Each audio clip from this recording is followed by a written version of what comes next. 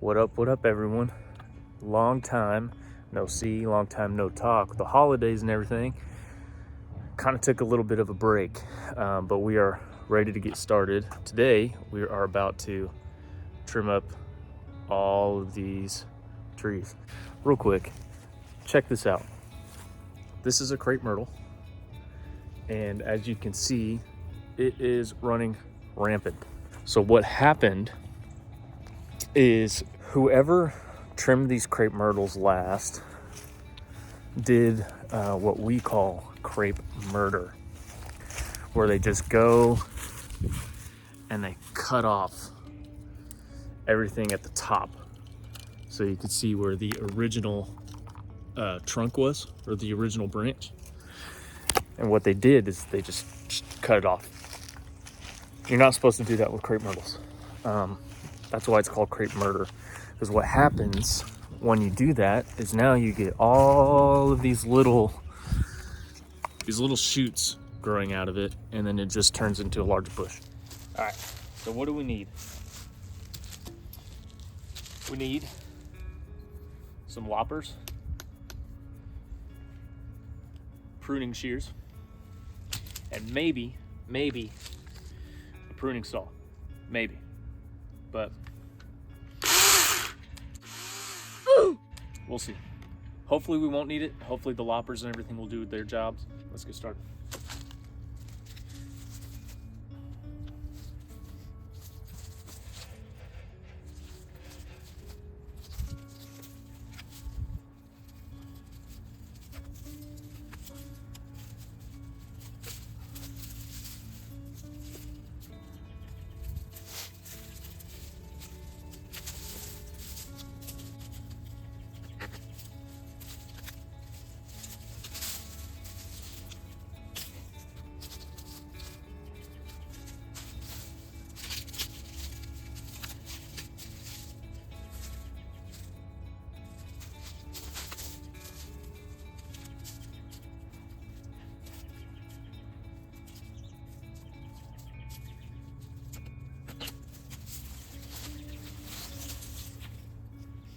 All right, you may be thinking, what are you doing cutting off all these really long branches?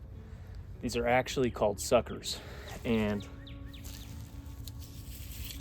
these suckers got too big.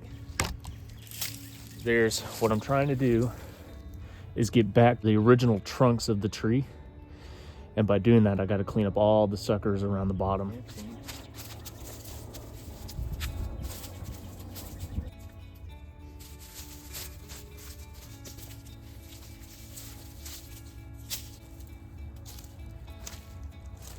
All right, I'm gonna stop filming and just get to work. So I'll show you the final product.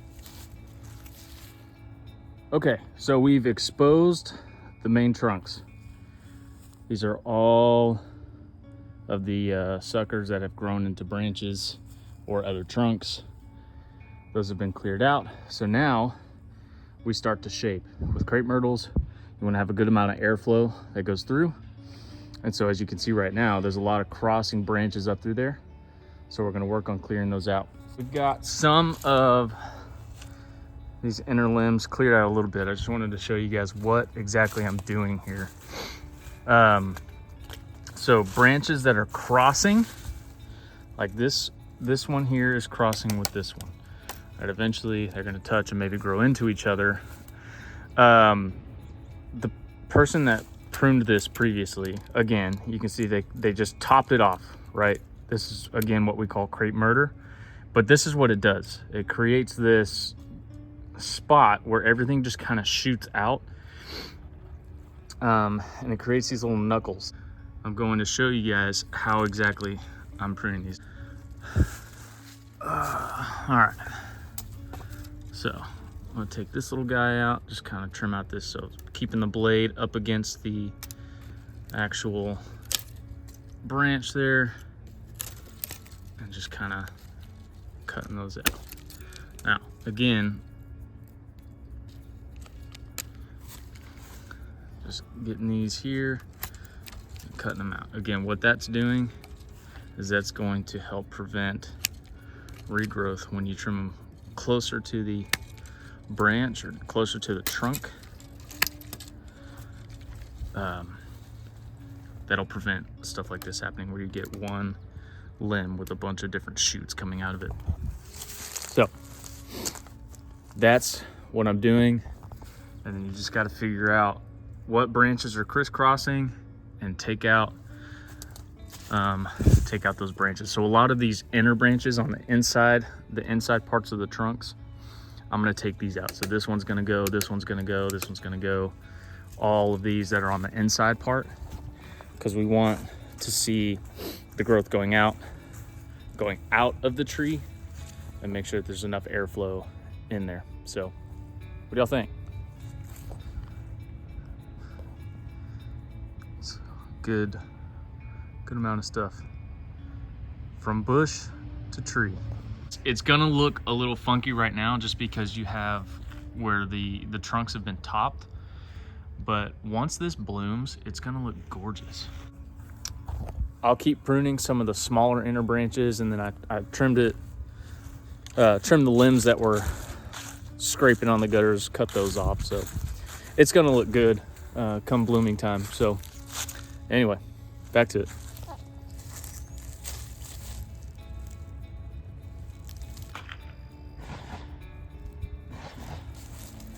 Thanks for tuning in.